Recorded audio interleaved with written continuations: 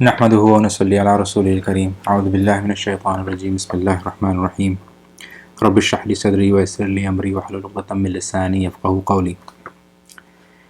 Inshallah, this week we'll continue with this chapter of early part of early life of Prophet Muhammad sallallahu alaihi wasallam.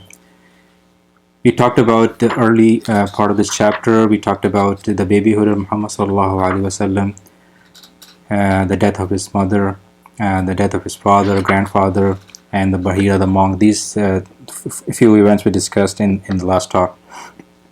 This week, inshallah, we'll talk about the sacrilegious wars, Harb al-Fijar, al-Fujar, Hilf al-Fudul, the Fudul Confederacy, the Pact, Muhammad sallallahu alaihi wasallam's early job, his marriage to Khadija, and rebuilding al-Kaaba, and arbitration issue. These are the few topics we'll discuss or talk about, inshallah, today. The first event was sacrilegious wars. These are called Harb al-Fijar or Fujar. Both are known. It happened when Muhammad sallallahu alaihi wasallam was 15 years old, early part of his life, teen. And this is called sacrilegious wars because this happened during this violated the sanctity of the Kaaba, the place, and the months as well. So Arab, usually the culture was that they would not fight in these sacred months, which are Shawwal, Zilqa'dah, Zilhajjah, and Muharram. These are the 4 sacred months, and Arab usually would not fight, and this is the unwritten pact between them, all the tribes of Arab, that they would not fight in these months. Usually they would loot the caravans, they would fight with each other, there were different altercations, and everything happened outside of those 4 months. But they always respect these 4 months, which are called the sacred months. And also the sanctity of Kaaba was violated in this war, because Kaaba was considered as a sacred place, and no Arab tribe would fight in the vicinity of the Kaaba. So this war was between Quraysh, and their allies were Banu Kinana, and they fought with the Qais Alan tribes on the other hand. It continued for a few years. Many hundred people died in this war. Prophet Muhammad sallallahu alaihi wasallam never participated in this war actively, although he participated with his uncles just to pick up the arrows and giving it back to his uncle. This is just his participation. He never actively participated, never killed anyone, never fought with anyone in these wars. He was very young. He was 14 or 15 years old. This war continued for a few years, and then it ended. The next event is Hilf al-Fudul, Al-Fudul Confederacy, or Al-Fudul Pact. This is a very important event in the life of Muhammad sallallahu alaihi wasallam. What happened that there was a man from Zabid, Yemen. He came to Mecca for trade. Makkah was a trade route. A lot of people would come from Yemen to Syria, go from Yemen to Syria, or Syria to Yemen. Makkah was kind of their central place. They would trade in this. They trade the merchandise, sell their merchandise in Makkah. And Makkah had double importance because of that. That was a trade route. The importance was central, and the other importance was religious reasons, of course. So this man from Zabid, he came to Makkah, and he sold his merchandise to a Meccan, Al-As bin Wa'il. And Al-As bin Wa'il Sahami, he took the merchandise, he refused to pay the money as agreed upon. And Al-As thought that since he's a foreigner, he cannot go to anyone, he cannot get justice, he has no supporter in Makkah, he's from Yemen, nobody will fight for him or support him. So he just refused to pay the money back to him.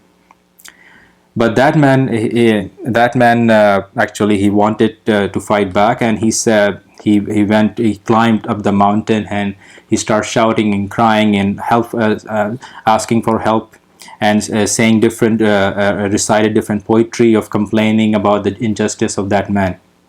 So some people from Quraysh, one of his uncle Muhammad sallallahu alaihi wasallam, Zubair bin Abdul Muttalib, and other nobles, they gathered at the place of at the house of Abdullah bin Jada'an, and there they decided that the Makkah should not be a place where people are oppressed, and the poor and destitute are taken advantage of. So this pact was written in the house of Abdullah ibn Jadaan, and they said that they will be supporting anybody who's been wronged in the city of Mecca.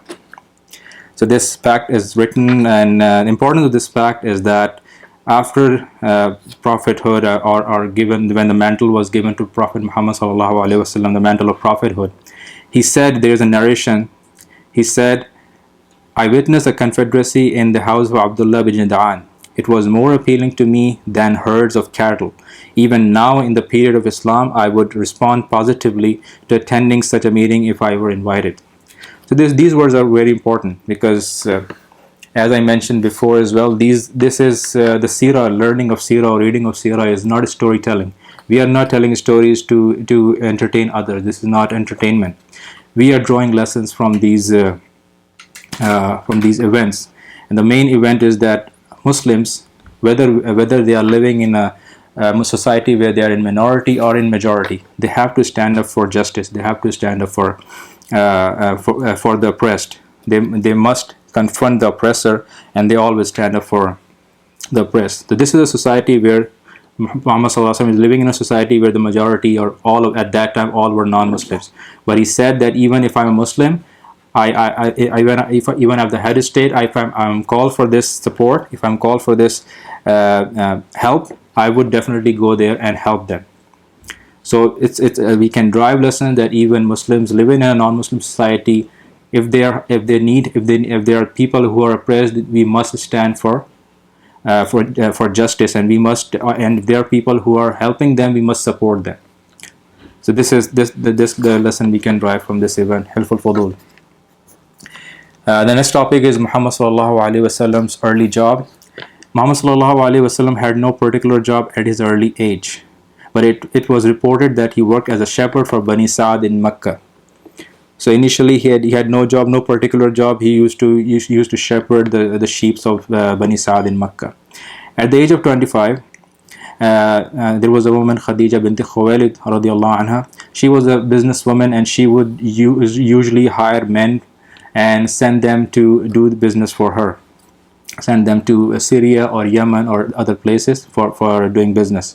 But she is having issues with the loyal and trustworthy people, because most of the people she sent to, they would cheat her, fraud her, and she see that the profit which she should be getting, she was not getting that much profit. So she heard about Muhammad sallallahu alaihi wasallam. He was known in Mecca as a Sadiq al-Amin, a trustworthy and honest. So she asked him if he can go to Syria to do business on her behalf. He agreed, and she sent Muhammad sallallahu alaihi wasallam with her servant Maysara. And when Maysara came back. Muhammad sallallahu alaihi wasallam came back. She asked Maysara about the character of Muhammad sallallahu alaihi wasallam. Maysara was all praise for him. He said he's a very honest, kind person, and very truthful.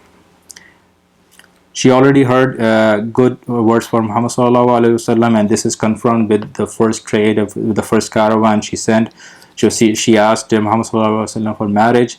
Muhammad sallallahu alaihi wasallam agreed, and they married in Mecca when Muhammad sallallahu alaihi wasallam was 25 years old and she was 40 years old. Muhammad sallallahu alaihi wasallam gave 20 camels as a dowry to her at the marriage. Khadija bore all his children except Ibrahim. The name of the children were Al-Qasim, Zainab, Ruqayya, Kulthum, Fatima, and Abdullah, who was called Tayyib and Tahir.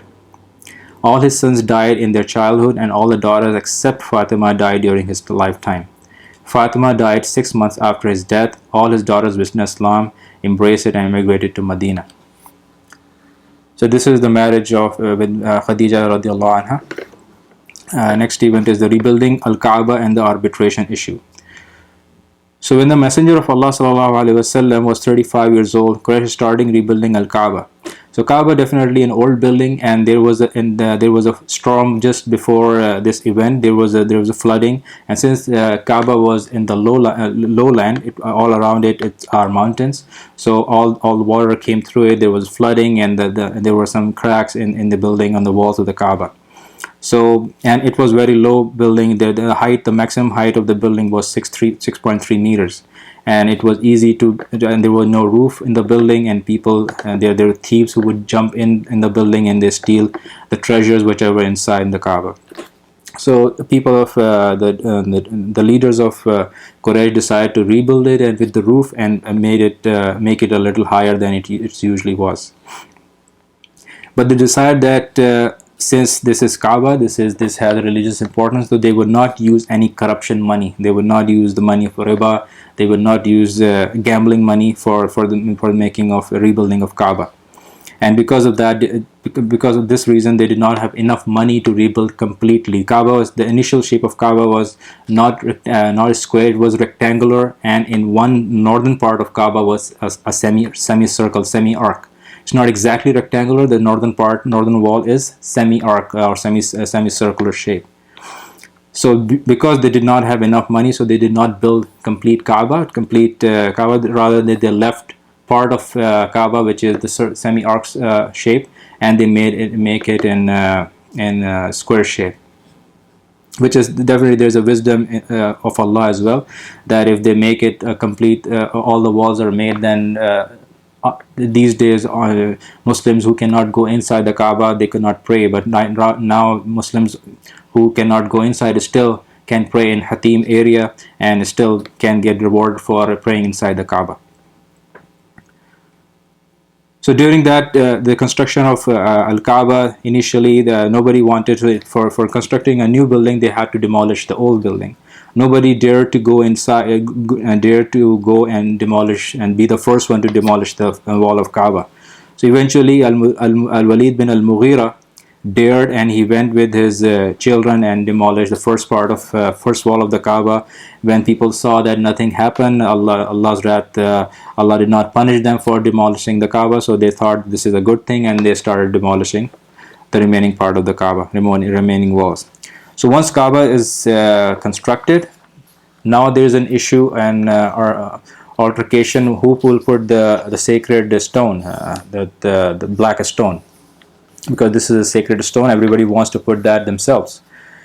And again, they're in a habit of fighting for petty things. Now they start fighting for this highly regarded thing, and it seemed that this problem will never solve. Eventually, there was a wise man chief, Abu Umayyah bin Mughira al-Makhtumi. He suggested that why not we just wait here in the masjid in Kaaba and see whoever comes first.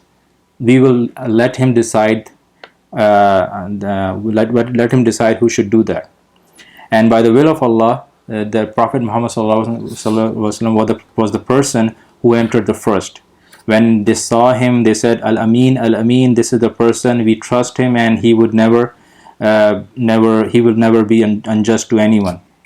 So this was given, the decision was given to Prophet Muhammad sallallahu alaihi wasallam. He decided, and he said he asked for a piece of cloth, mantle. He laid it on the ground, put a black stone on it, and asked all the tribes, chief of tribes, to pick it up.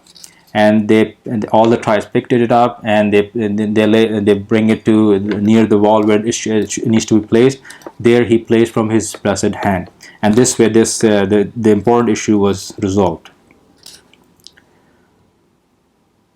So this is again very important issue. When he was 35 years old, the rebuilding of Kaaba. And in the end, there's a summary of Prophet Muhammad sallallahu alaihi wasallam's character. The Prophet Muhammad sallallahu alaihi wasallam in his youth, a combination of best social attributes. He was an exemplary man of weighty mind and faultless insight. He was favored with intelligence, originality of thought, and accurate choice of means leading to accurate goals. His long silence helped favorably in his habit of meditation and deep investigation into the truth. It also mentioned he never drank wine, he never ate a meat which is sacrificed on the idols, and he would never lie, he would never cheat, he was honest, he was truthful, he was trustworthy, loyal. All the good attributes, all the good attributes of characters was in him. He never prayed to idols. He disliked idols. He disliked taking names of them, Allah, Al-Uzza. And there's two things mentioned about his character. So during his time, Prophet Muhammad said, I have never tried to do what people do except for 2 times. Every time Allah intervened and checked me from doing so, and I never did that again. Once I told my fellow shepherd to take care of my sheep when we were in the upper part of Makkah. I wanted to go down to Makkah and entertain myself as the young men did. So that was like initial. The nafs would try to convince you that there's something going on. We are usually curious. We say, okay, let's go there and see what's going on there. So Prophet Muhammad was definitely curious. He asked his friend to stay. He was a shepherd, so he said, stay and take care of the sheep, and I'll go in Makkah and see what's going on, how the party is. So he went there. There was a party, and there was a party in a house. So I went down to the first house of Makkah where I heard music. I entered and asked, what is this? Someone answered, it's a wedding party. I sat down and listened, but soon went into deep sleep. I was awakened by the heat of the sun. I went back to my fellow shepherd and told him of what had happened to me. I had never tried it again. So he understood that there's something happening, and supernatural something. So, and he tried to stay away from that thing again. Another hadith about Prophet Muhammad, he said himself, Al-Bukhari reported on the authority of Jabir ibn Abdullah that he said, while the people were rebuilding Al-Kaaba, the Prophet Muhammad went with Abbas to carry some stones. Abbas said, put your loincloth around your neck to protect you from stones. As he did that, the Prophet ﷺ fell to the ground and his eyes turned skyward.